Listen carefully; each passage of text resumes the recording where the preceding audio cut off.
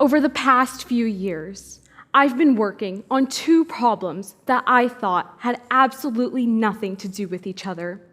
The first problem was in breast cancer. More specifically, it was in breast cancer brain metastasis. At the time, I was building an artificial intelligence model to reconstruct the tumor and surrounding brain tissue in 3 dimensions. The second problem was in journalism. More specifically, I was building a completely different AI system to analyze patterns of bias and toxic language in news media. One project dealt with tumors. The other dealt with words.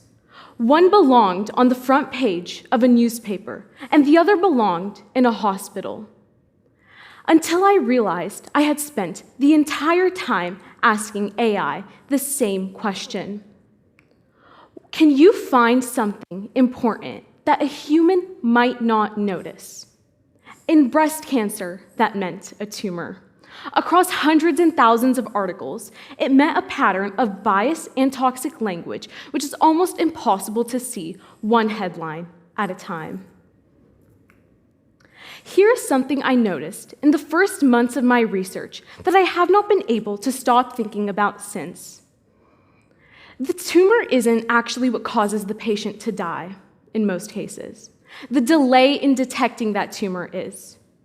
And once I understood that pattern, I could not stop seeing it everywhere else.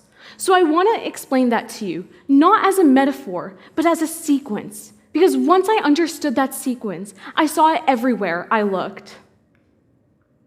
It starts with good news, and that good news is real. The primary tumor has been treated. The scans come back clean. The margins are clear. And the word everyone uses for this is remission. In journalism, we are seeing the same thing.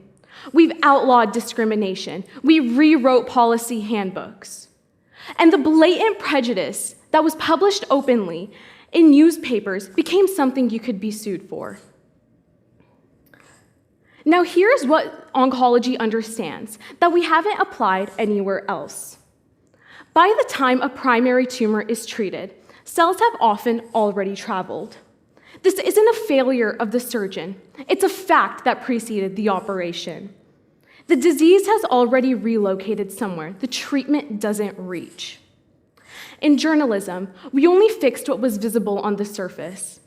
By the time the laws changed, the bias had slipped right under the system, straight into our computer algorithms. We changed the human rules, but then we built a whole new ecosystem using automated machines that have already inherited our past prejudices.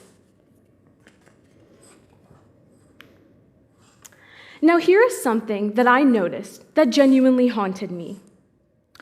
The reason why metastasis is such a difficult disease to treat is because of the blood-brain barrier. It's a layer of cells that protects your brain from toxins in the bloodstream.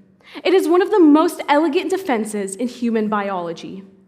It is also the reason why chemotherapy can't get in. An AI model is protected exactly that way, not by cells, but by mathematical equations. AI outputs a number, and numbers don't have motives. When a human makes a decision for you, you're able to argue with them, reason with them, ask them what they were thinking. But an AI outputs a number, and you can't argue with a number.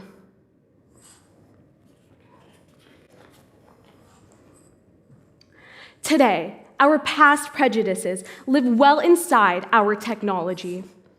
The danger of AI is not that it'll suddenly become malicious. The danger is that it'll permanently lock in our worst flaws and repeat our past mistakes. It hides behind the perfect alibi of mathematics. So let's stop asking, what can we use AI to see? And let's start asking, what can we see inside the AI? Thank you.